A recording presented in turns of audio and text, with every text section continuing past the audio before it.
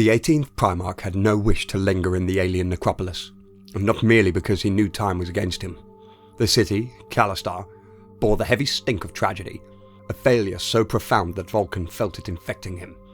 He was a creature of the fundament over the firmament, a man of ultimate practicality.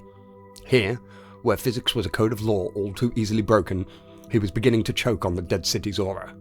He breathed in its spiritual failure and felt it in his bloodstream. It was an awkwardly metaphysical feeling. The only bounty within Kalistar was the abundance of Imperial dead. Corpses populated the city's thoroughfares and gathering plazas, lying in their hundreds, sometimes in their thousands. Skitarii, Secutarii, Martian Myrmidon war priests, Sisters of Silence, custodians. Most were years dead, reduced by the nature of this place to skinless bones contained within corroded armor. Some, though, seemed only recently expired, either killed in the last few months or preserved in a state of cadaverous freshness by the whims of the webway. All of them were demon-slain. All showed horrendous wounds from inhuman blades, evidence of mutagenic disease or partial devouring. Along a particularly wide avenue, Vulkan walked a winding path around wrecked grav rhinos and land raiders, picking his way through mounds of golden dead. Once the Emperor's custodian guard had numbered 10,000 souls, the greatest achievement of genetic engineering excepting the Primarchs themselves. Most had died here, selling their lives in a failed attempt to undo Magnus's folly and fight for the Emperor's dream. The Imperial forces garrisoned in this necropolis years before had called it the Impossible City, a city of xenocultured materials eclipsing almost any human metropolis. It was set within a tunnel of unmeasurable size, with its towers and arches and bridges and avenues built at every imaginable angle. To look east or west was to see the cartography of distant districts founded on the great tunnel's walls, the sensation disorientingly like looking down at a map. To look up was to see a mirror city of stalactite spires growing down from the ceiling. This other ground, somehow kilometers above your head. Whichever name was ascribed to this place of shattered psychoplastics, it was a monument to two failed empires. First, the Eldari population had died here, annihilated by some long-forgotten cataclysm, maybe even destroyed in the maelstrom of godbirth that had ended the rise of their decadent culture. Vulkan caught sight of their ghosts, or perhaps the ghosts of their ghosts, at the edges of his sight. Slivers of soul light flickered in the windows of towers and in the arches of streets, lacking even the substance of shadows. They were visual echoes, unsentient, just the city in its long death recalling fragments of its lost life. Then the Imperium had laid claim to the husk of Kalistar. With the Emperor's vision and the Mechanicum's ingenuity, they bound this region of the ancient webway to the Imperium's newborn, throne-born pathways, and that too had failed. But the cataclysm that laid waste to mankind's claim was anything but forgotten. Magnus the Red had torn through here on his quest to warn the Emperor of Horus's treachery. His astral form, swollen with righteousness and fueled by human sacrifice, had ruptured the webway's fragile protective sheaths. As he ripped his way through this realm, destroying more of it with every step, every breath, every sorcerous whisper and desperate whim, he undid the Mechanicus' great work toward the salvation of humanity, and opened the way for demonkind to flood into this sacred place. With a heart bursting with the best intentions, he had doomed his species. And so began the war in the webway, a war fought for years in absolute secrecy, out of sight of the teeming trillions it was supposed to save. The Emperor's custodians and silent sisterhood were pressed back, and back, and back, until they abandoned first the Impossible City, then the webway itself. And with that second surrender they abandoned the Emperor's dream, humanity's future without reliance on the poisons of divine worship and warp travel, was lost. Vulkan had learned much from his time in the Imperial dungeon. Drips, dregs, shreds of all of this pieced together from Malcador's lecturing, with the murmurs of custodians, from the chanted lamentations of Mechanicus adepts. And Vulkan wondered, had his brother faced up to all he had done? He and Magnus had never been close. He couldn't predict what his Prosperine brother might be thinking now, exalted and enslaved by his patron overlord, more powerful than ever, yet capering at the whims of that distant, cackling god. Before reaching the city, Vulkan found himself musing whether Kalistar would still be flooded with the twisted figures of demonkind. Perhaps 1 million of the Neverborn would be waiting, hunting in the shade cast by spires of wraithbone and even rarer psychoplastics. But this was not so. There was nothing for them here, nothing for them to feed upon. Nothing for them to digest in the process of maintaining incarnation. It seemed that demons did not like to dance on the graves of their foes. They moved on, driven by hunger, for to remain still was to starve. And so Vulkan was alone and lost in a screamingly empty place. There was no breeze in this sunless realm, though there was a sourceless, directionless light that granted a misty illumination. There was also, though he kept thinking he was imagining it, something palpable in the otherwise still air, a feeling of energy at play, an invisible current flowing out of sight and almost out of mind. He did not know if this was a natural element produced by the webway itself, or evidence of the unseen war of energies between Magnus and their father. Time was likewise worthless as a reference. Every time Vulkan checked his armor's chron, it told him a different tale. That he'd been walking for 3 days, that he'd been travelling for a month, that his journey wasn't set to begin for another 6 years. None of this mattered, really. Nowhere did he see any signs of his brother Magnus. All he could do was walk, and that's what he did, trusting to the rebellious laws of this dimension. Time either passed or it didn't. He had no way to be sure. As he journeyed on, he thought of the custodians and Sisters of Silence that had given their lives for him to enter the webway. He feared he was failing them. More than once he felt the passage of some vast etheric presence nearby. In each instance he felt like a deep ocean swimmer, being fortunately ignored by immense underwater beasts drifting past. A sensation like and unlike a breeze would caress his sweating skin, and in its wake was a scent not wholly unlike burning stone. Curiously, he knew he wasn't smelling the truth of the scent itself, but the closest his senses could come to codifying something utterly alien to the human experience. He came to the belief that what he felt was the passage of Eldari void ships sailing through tunnels in adjacent realities, city-sized cruisers brushing past him, almost close enough to touch. This assumption, based on little more than gut instinct, was entirely correct. When he at last came upon a sign of life in this lifeless expanse, surprise stole all of his momentum for half a dozen heartbeats. Vulkan stood in place, head lifted, staring up at the Wraithbone Tower. It was at once a spire no different from any of the other 1,000 Vulkan had seen in Kalastar so far, while also being the apotheosis of them. He could almost sense with a heretofore unknown instinct that felt somehow animal, that he was at the very heart of the dead city. He stood at a convergence of the right planes of alignment and existence where all was in perfect balance.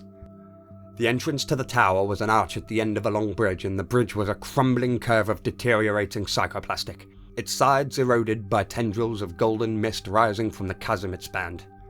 There were no human bodies marking the site of an old battle, no demons lurking in the misty dark, only a single trail of dusty footprints, some human in scale, others demonically cloven. Leading across the bridge and into the tower's yawning arch, it was the trail of a creature shifting between the states of man and monster, lost in protean flux. Vulkan rested his hammer on his shoulder and followed the trail. Later, Vulkan would struggle to remember the truth of his journey ascending the spire. After the siege, and for Vulkan, there would indeed be a later, though that was destined to be a time of flayed nerves and an agony so raw it drove reason from his skinless skull. He would never be able to piece together exactly what occurred once he crossed the Wraithbone Bridge. Faint memories lingered, each one sitting jaggedly against the others, not of a single journey, but of 3. He would recall his boots crunching on mist-kissed Wraithbone stairs.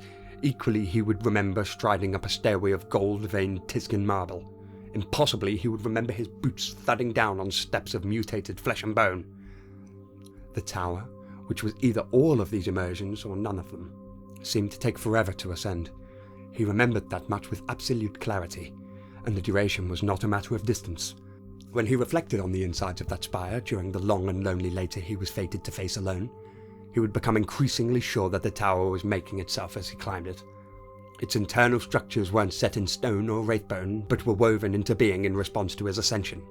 He was a grounding element, a source of metaphysical stability. Reality was forced to fall out of infinite flux to converge on a mere handful of possibilities. Up the spiral staircases he walked. In the tower of ancient bone, he passed the psychoplastic corpses of Eldari constructs lying like puppets with cut strings, and he listened to the whispers of the ghosts of ghosts. On the stairs of Prosperine marble, he breathed in the smell of smoke, while the windows granted him a view of the crystalline city of Tiska, its white pyramids burning in the light of the setting sun. In the tower of flesh and bone and warping stone, he met warriors of a legion he couldn't name. These warriors, clad in filthy cobalt and overwrought gold, stood silent sentinel on the stairs, never once greeting him or returning his hails.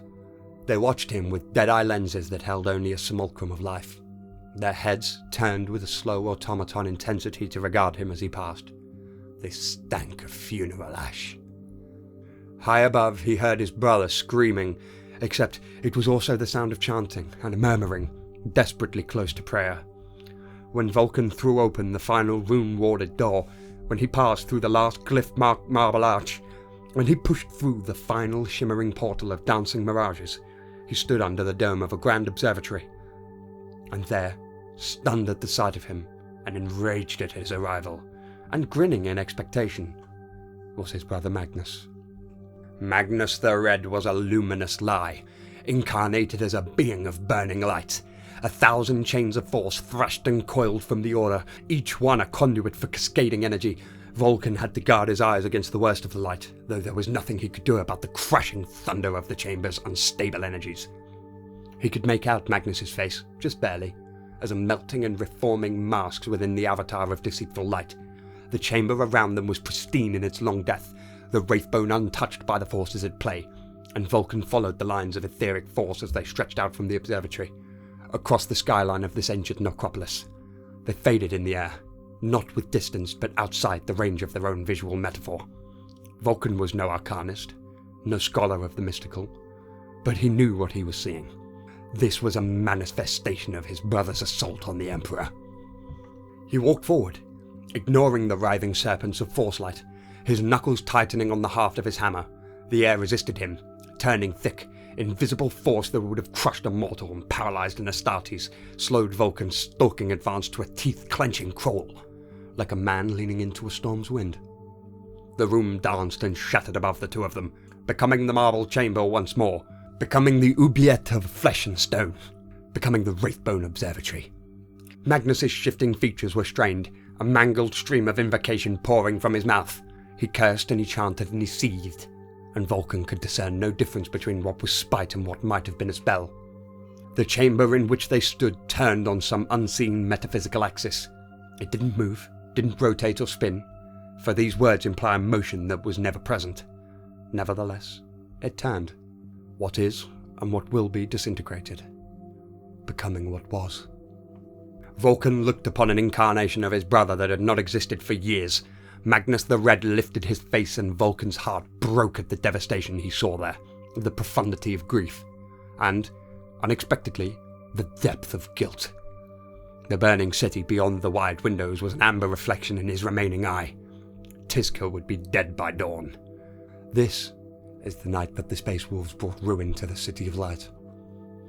The Primarch of Prospero looked ravaged, the lines on his face etched deep enough to age him far past any of his brothers. And yet, was this not Tizca? Was this years before the beginning of the siege? Or the illusion of years before?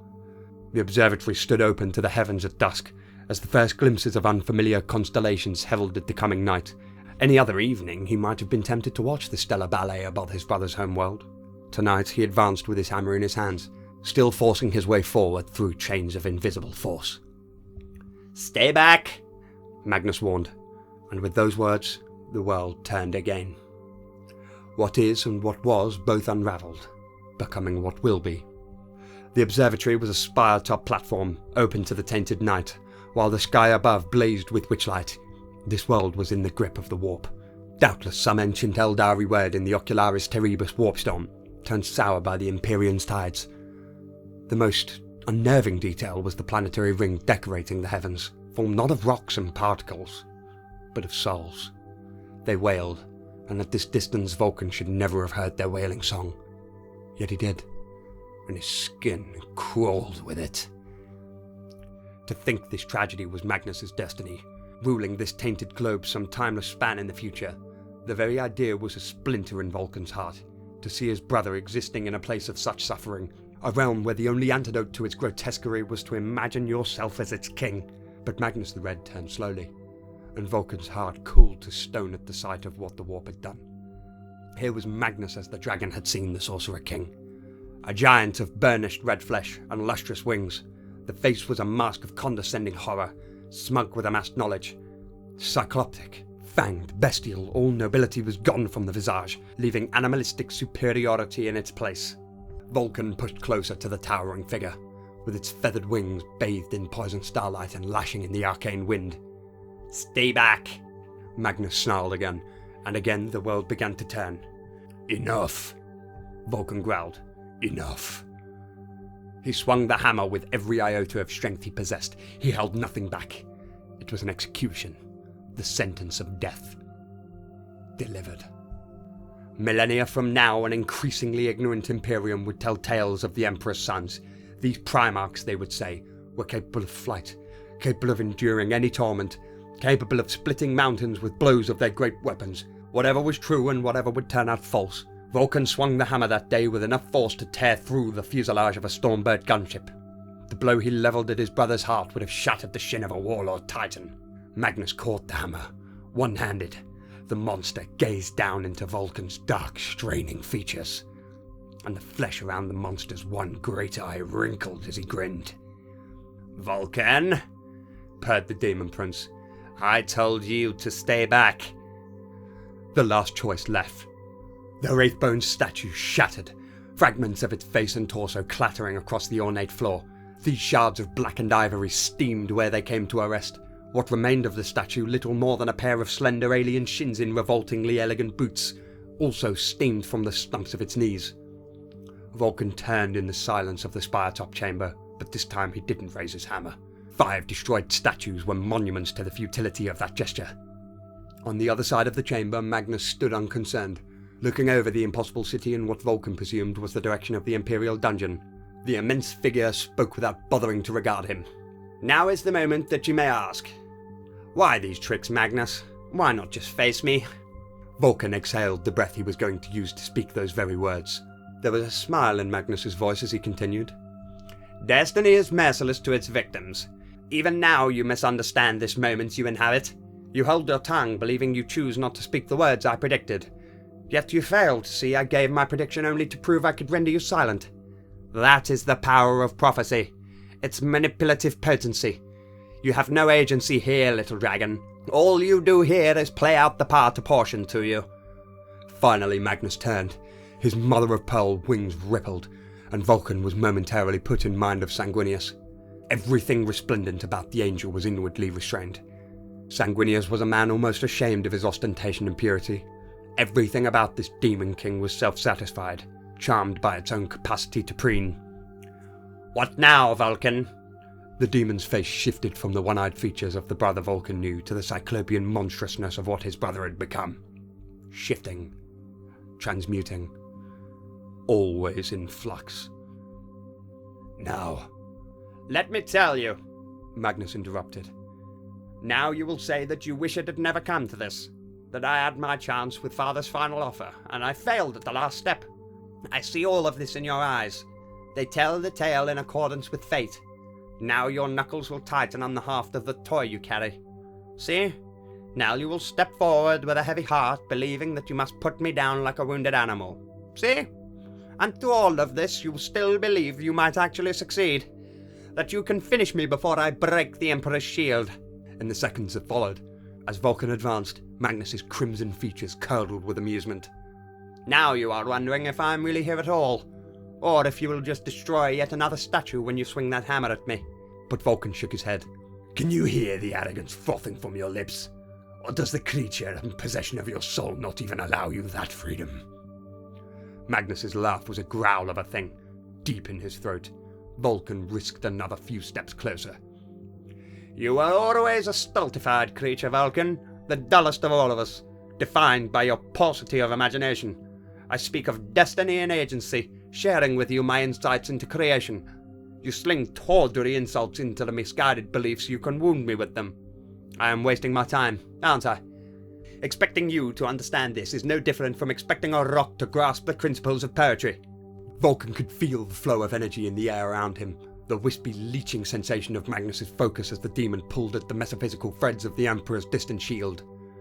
"You're stalling," Vulkan said as he advanced, "and you are a poor impersonation of Magnus the Red."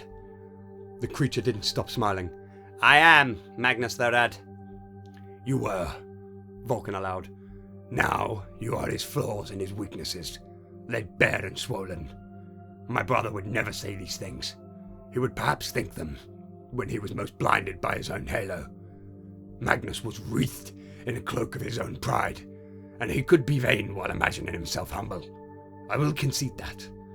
But he would never speak as you speak. My brother Magnus was many things, but he was rarely malicious and never petty. Before we end this, answer me one thing. Is there enough left of you in there to regret the deal you've struck? He swung the hammer. Magnus was gone, if he'd ever been there at all. Vulkan could have pulled the blow, but to what end? He let it fall, pounding into the wraithbone wall, smashing a hole that looked out over the maddening Eldari city. Then he turned again. Magnus was there, as Vulkan knew he would be.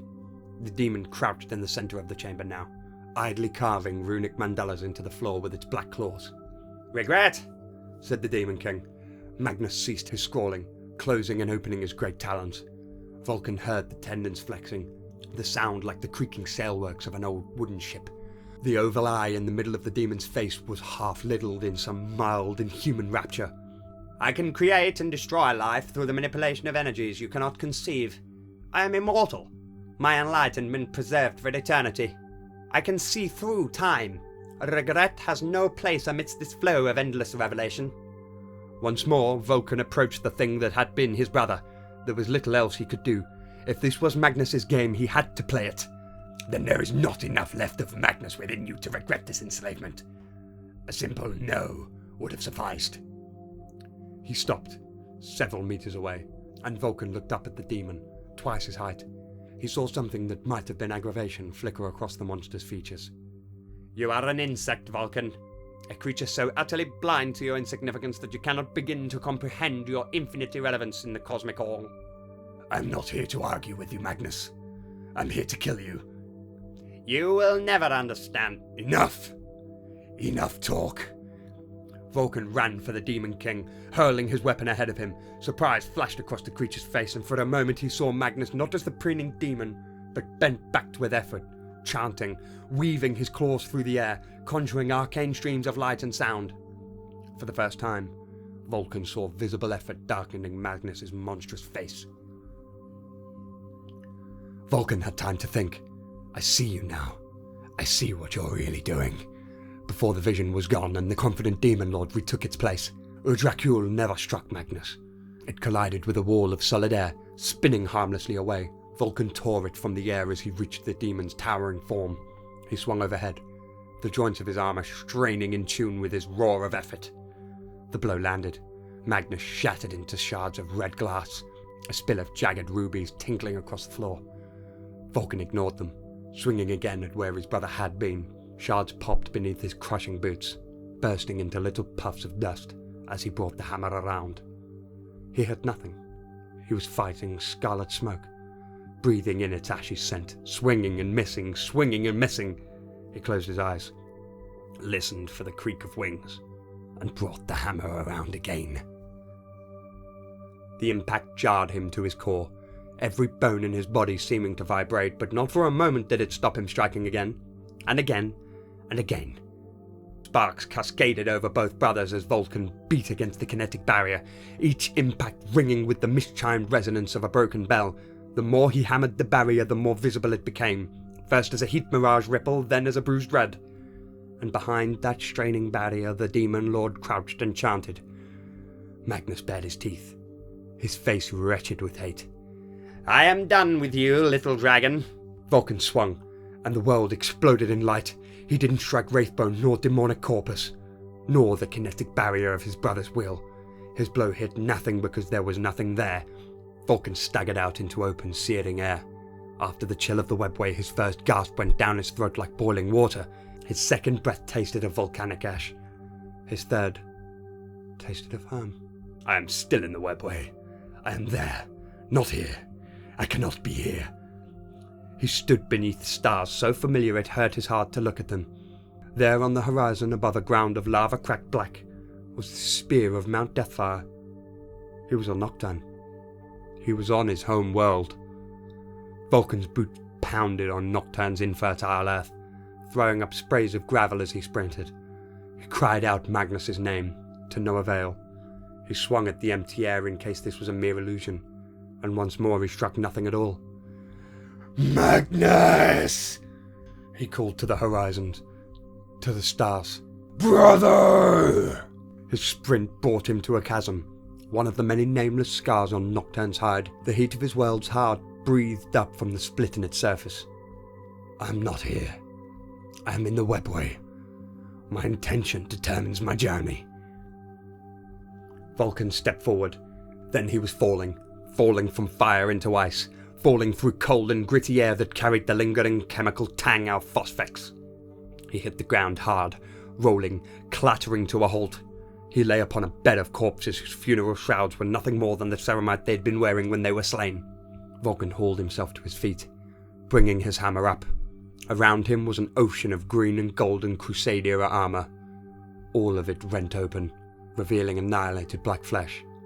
He was standing in a desert of his dead sons. Istvan. "The webway. I am in the webway." He swung the hammer down, aiming the blow between the bodies of 2 slain salamanders. With 3 swings of Udracule, he pounded through the ground, and under the earth lay a void. Not the dark of space, not the seething tides of the warp, but a true void, the empty edges of an illusion. It was there, just beneath the ground's thin crust. He threw himself in, swinging his hammer before him. The blow slammed into a thick iron wall, its impact malforming the metal. Vulkan pulled the weapon from that ruptured wall, turning, knowing at once where it was. This was a place he still visited in the knifing memories that made up his dreams. This was the warship Nightfall, deep in its industrial guts inside the maze constructed by his brother Kurz, Lord of the 8th Legion. He'd been kept prisoner here, tortured to the beat of Kurz's mad whims. His skin crawled for a delirious moment. Had he ever left this labyrinth prison? Or had the whole war after his band been nothing but the misfiring of his tortured mind? No. The webway. I am in the webway. He swung at the wall again, blasting it apart, then at the wall behind that one, sundering it in kind. There again lay the void. From somewhere within it he could hear Magnus chanting words in a tongue that bore no bond to Imperial Gothic. Vulkan charged into nothingness. There was no tower now. Vulkan emerged on a vast wraithbone bridge spanning an eternity of mist. He didn't know if the tower had ever been real or one of Magnus's illusions, or the elemental symbolism of this alien realm. It didn't matter. He was here now. And if this is another illusion? No. This scene was so desperately lonely that it had to be real. The thing Magnus had become was capable of almost anything now, but pride ran through its veins and leaked from its pores. It would never willingly let itself be seen like this. Magnus was on his knees. His head was lowered, incantations mumbling through his slack fangs. His one eye squeezed closed and leaking blood from its edges. He knelt in the middle of the bridge, clawed fingers shaking as they painted spells upon the air, writhing them in slashes of diseased light. Streams of psychic force threaded out from the demon's fingers, there and not there, connecting Magnus to his father through a bond Vulkan could never hope, nor want to understand. He advanced on the kneeling figure, making no attempt at stealth. His bootsteps sent humming, almost musical tremors through the wraithbone. "This ends now, demon." Magnus laughed at Vulkan's greeting, though it was a weak and weary effort. "How bold you sound, throwing around a concept like now as if you have any grasp on its meaning. Do you imagine you've made great haste to get here, little dragon? Time gusts down these passages in random breaths, and you have been wandering lost for longer than you know. The Palatine sector is a burning memory. Already our forces lay siege to the sanctum." For the first time, unease spiked Vulkan's tone. "You lie." "Often, and with good reason." Magnus's cracked teeth gleamed with saliva. "But not here, and not now. Your precious defenders have been bleeding on that wall for a day and a night. Already the second dawn threatens to light the sky." Vulkan took a breath. He regarded Magnus, here in the middle of never and nowhere, and tried not to think of the horrendous losses they must have sustained on the wall. An entire day with their backs to the Eternity Gate. That many hours against inconceivable odds. Even some of Dawn's calculated predictions had seen the battlement falling swiftly on the first day. Hope kindled. Despite that grievous span of time they held the wall, and the Emperor's will still kept the Neverborn back. To survive to face the second day meant the defenders had already worked miracles. That defiance lifted his heart. Vulkan laughed. Magnus bristled. Amused by your own failure, little dragon? No. By yours. Vulkan gestured to the misty unplace around them. I have only now realized what should have been obvious. You're the one who is lost. That is why you are here, doing your malignant work at this distance, and not at the webway portal itself. You cannot reach it, can you? I can work my will against fathers wheresoever I choose. But you could attack Father directly at the portal. You could force your way through and finish this. Instead, you lurk here, working your compromised magic. Vulkan smiled, and it was no longer a question. You cannot find the portal to Father's throne room. This place will not let me find it. The sorcerer's words had the bite of an unwelcome confession. It was one of the few times in Vulkan's life that he knew something his brother Magnus did not. This late in the day, it was no comfort whatsoever. The webway reacts to intent. Your passage is determined by the strength of focus and spirit. Malcador told me that. Malcador is fool. Then why am I here while you are lost? Vulkan tilted his head, his red eyes devoid of mercy. You once shattered this realm as you tore your way through it. You know how to break it. But that does not make you its master. It defies you harder now, because you are enthralled to the powers this dimension was created to thwart. Magnus snarled at him. Let me tell you. You will say nothing I need to hear, and you know nothing I want to know. You are sentenced to death, Magnus. I will not let you bring down Father's shield. Magnus stared at him, lips peeling back from mother-of-pearl teeth. Amusement lit his single swollen eye. Then you should have killed me hours ago. So, that was Vulkan hunting down Magnus in the webway. I was going to do, like, the full fight as well, but, like, for me, I love, like, the ominousness and, like, confusion, like, being displayed in, like, Vulkan just in his actual finding of Magnus. Like, that bit to me is far cooler than just their fight. Like, their fights, the full extent of their fight is awesome, but, like, the bit that's in this video, for me, that's my favourite part of it. It's basically Magnus just JoJo Bizarre adventuring Vulkan at every turn. But yeah, like, I hope you guys enjoyed it. I hope it's noticeable that I got a new mic to replace the condenser that I broke, like, in my move. And yeah, I do hope it shows. Yeah, I had a bit of a shock recently in that, like, I've gotten over 4,000 views in the past month, which is I already spoke about it briefly in the outro for my Khan vs Sigismund video, but yeah, it really means so much to me that I'm able to seemingly entertain so many people with just Warhammer content, which is a universe that does mean so much to me. I've been playing the tabletop game since I was like 8 years old, and like been enjoying the lore since I was like 12. I think like I was 12 when I read Horus Rising, which is crazy to me. Like almost like more than 15 years later, I'm here on YouTube reading the videos myself, like reading excerpts from the books out to make videos for my own content, and people are seemingly enjoying them. But yeah, I hope the new mic has resulted in much better quality for the videos, and yeah, this is probably going to be my last one for this year. In fact, almost certainly going to be my last one for this year. But my New Year's resolution, part of it is to get better at doing these outros. I kind of suck at them right now. But that's because I'm not scripting them. I'm just kind of getting the recording, clicking the record button and going, let's go, let's ramble. But yeah, I hope you've all had a lovely holiday period and that you all have a lovely start to your new year. But for now, the Emperor protects, and I'll see you in the next one. Peace and love, everybody.